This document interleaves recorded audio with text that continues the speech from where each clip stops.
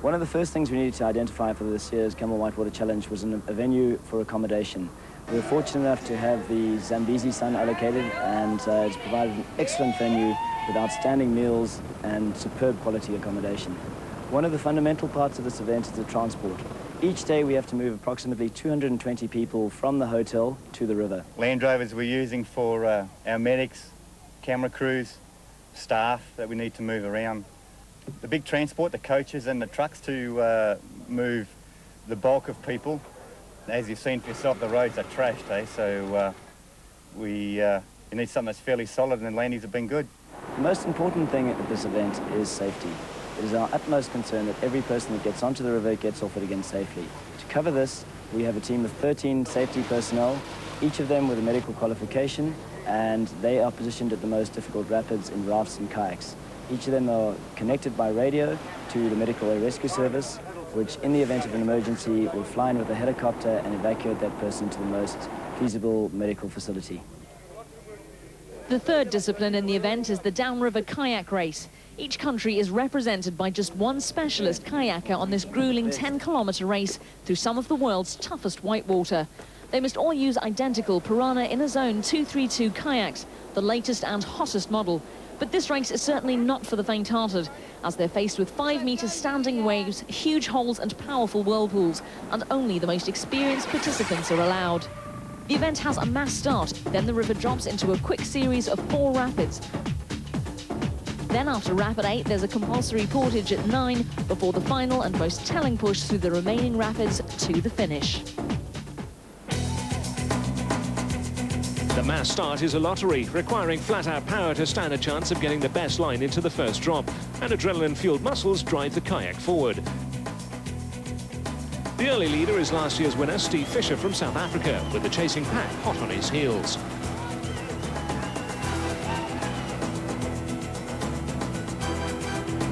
Spectators line the historical Victoria Falls Bridge spanning the river for a better view of this amazing spectacle, as the world's best battle it out heading into Rapid 4. It's known as Morning Glory, a serious Grade 4 level wake-up call.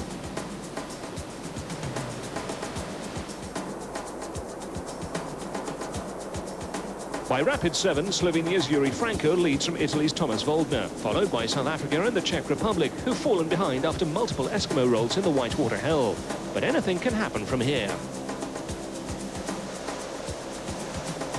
Heading towards Rapid 9, Franco is keeping up the pace at the front, but now they have to carry the kayak around this Class 6 rapid.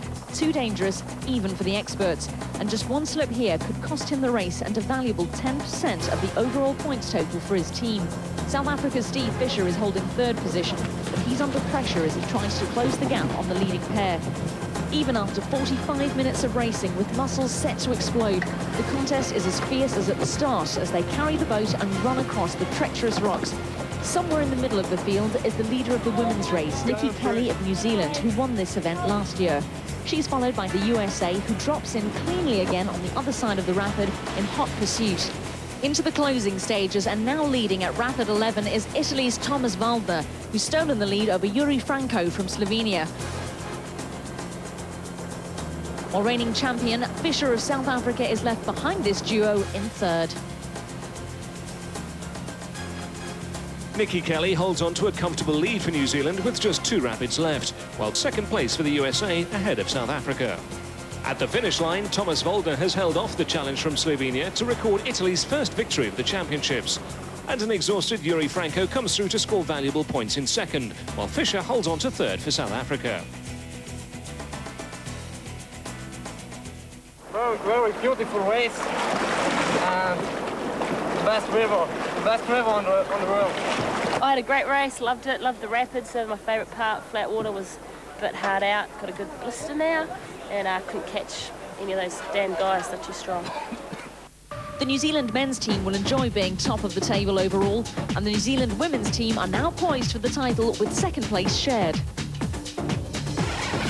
Still to come is the final and perhaps most dramatic event of all, the Raft Downriver Race to settle the outcome of the 2001 Camel Whitewater Challenge.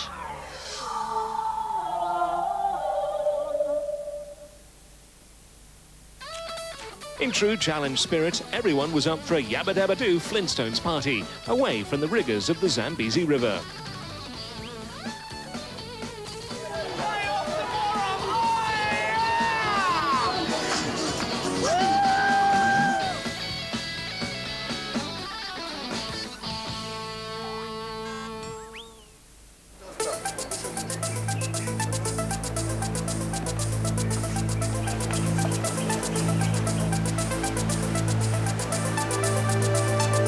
Hi Tony, this is the bridge. That is the ropes are clear for the helicopter to come through. Okay, good.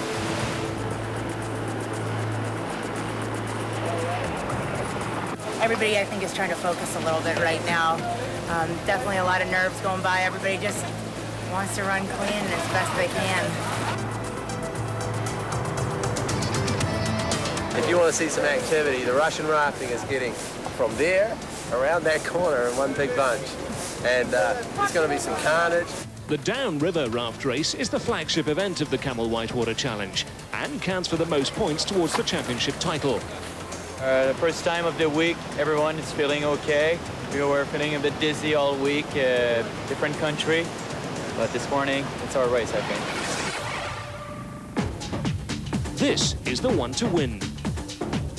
This is the same challenging course as the kayaks, including the difficult portage, all culminating in the enormous power of Rapid 13.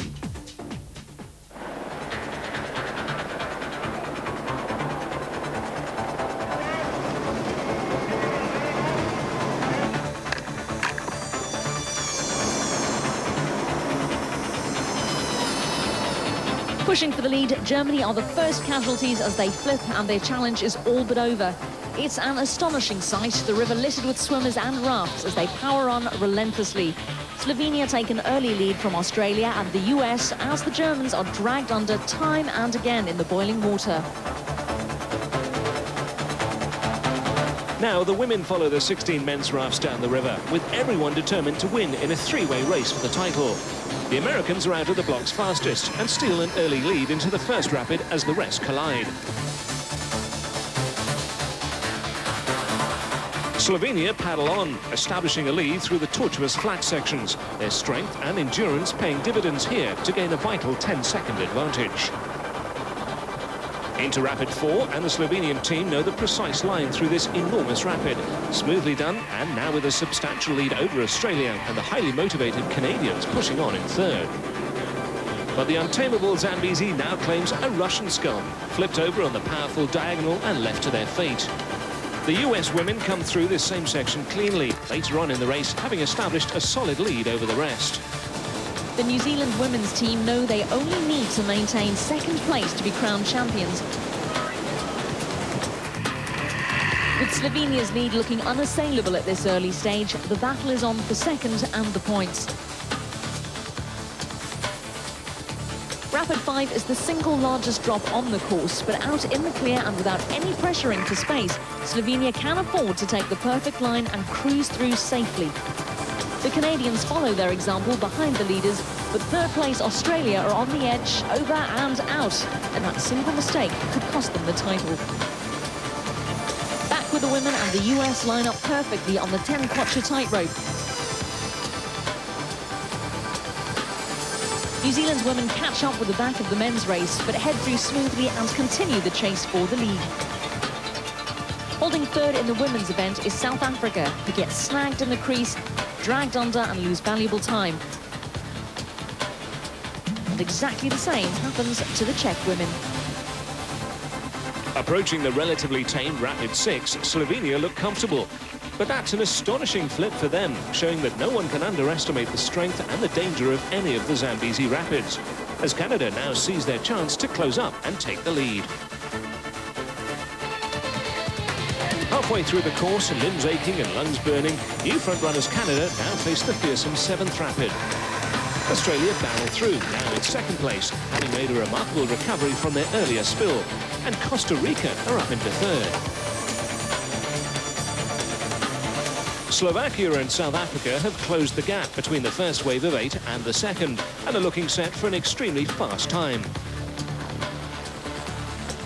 Whilst in the women's race, the US are maintaining their stranglehold over the Kiwis.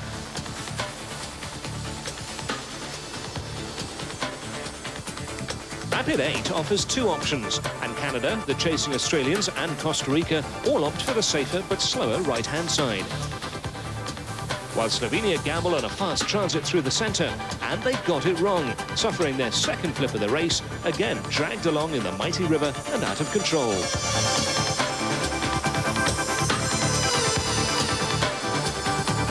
The US women play a conservative game and also head for the right side, as they're controlling the race comfortably now. Canada are first onto the rocks at the breathtaking Rapid 9 for the compulsory portage. But Australia and Costa Rica are breathing down their necks and could even attempt to overtake here.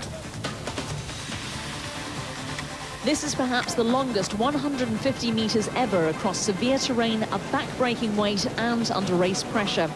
Teamwork and coordination are essential, and the US women move on smoothly at the head of their race and off towards the finish. Rapid 11 is one of the most demanding tests facing Canada. Safe through this, and they should claim the downriver raft title. Behind them, Costa Rica have somehow slipped past Australia. Now the Aussies are struggling again.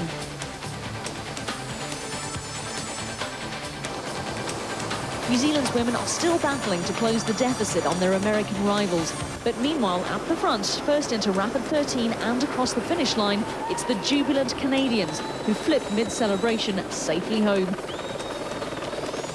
Costa Rica barely hold on to second place ahead of Australia. While in the women's event, having led from start to finish, the US claim victory over New Zealand. Canada are delighted to be centre stage that night, while America's women can go home with their heads held high. That result affects the final positions dramatically, as a disappointed New Zealand drop from first to third. Canada takes second, but Australia are champions. However, New Zealand's women do leave Zambia with their second successive title. Having taken an early lead in the event, the Kiwis were always likely to be angling for the crown, and Nikki Kelly leads New Zealand's women to the 2001 Camel Whitewater Challenge title. Although never actually winning a race, the Aussies' amazing consistency has paid off, and Australia are crowned the 2001 Camel Whitewater Challenge champions. Probably the toughest thing I've ever done. Take my hat off to the boys. Top race out there, good competition, and that's about all I've got to say for the team, mate. Deep in the heart of Africa, the thundering Victoria Falls have once again witnessed a week of intense action, excitement and drama. And the legendary gods of the Zambezi River have treated their visitors to some of the most demanding and soul-searching moments in their life, proving yet again that the Camel Whitewater Challenge is the most spectacular whitewater rafting experience in the world.